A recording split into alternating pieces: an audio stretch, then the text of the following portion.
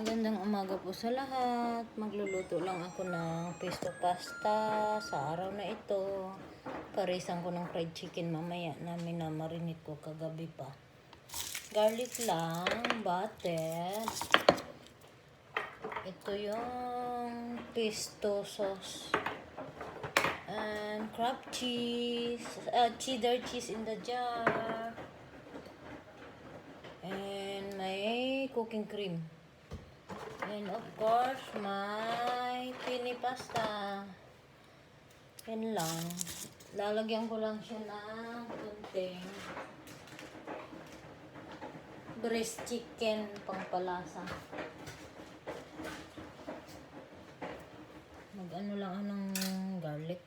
Mag-tad-tad ng bawang.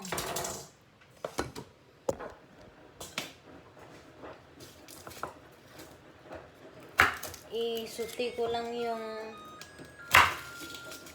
kunting manok, suti sa butter na may bawang. Pagkasuti, ilagay yung sauce pesto. Tapos cooking cream. Pagluto na yung cooking cream, lalagyan ko ng cheddar cheese na nasa jar. Timplahan lang ng asin at paminta. Tapos yung pasta naman na pini pakuluan lang yun. Bago kakain, saka ihalo yung sauce sa pasta noodles. Kasi ang alaga ko nagrereklamo ng puro pagkain na linuluto ko ayaw niya. Gusto niya pasta. Kaya magluluto ako ngayon ng pasta. Mamayang hapon ko na iprito yung fried chicken kasi pasta lang naman gusto ng mga bata. Mamayang hapon, bago darating si Busing, iprito ko yung manok. Iprito ako ng fried chicken. Ako ng mamayang hapon para sa hapunan.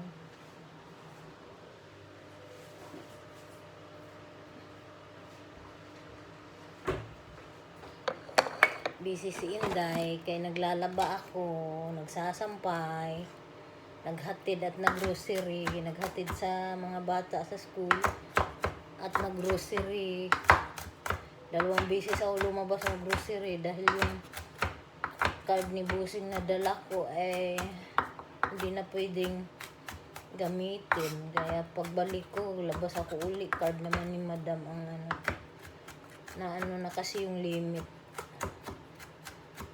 Naubos na yung limit ng card ni Busing. Bawal na gamitin.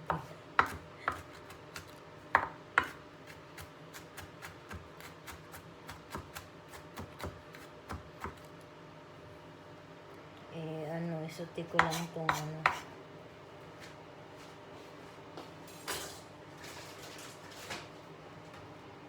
ang aking sauce na pesto. Isuti ko lang yung bawang at saka kunting kaning manok.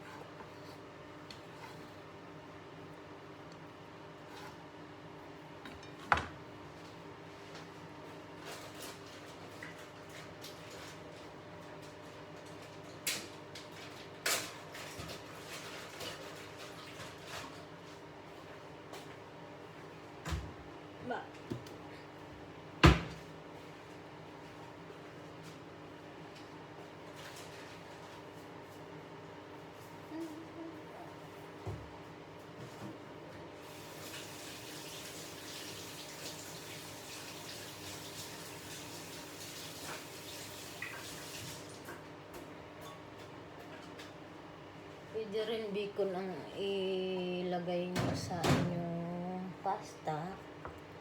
Kaso lang sila, ayaw nila ng processed food. Gusto nila yung ganito sariwa.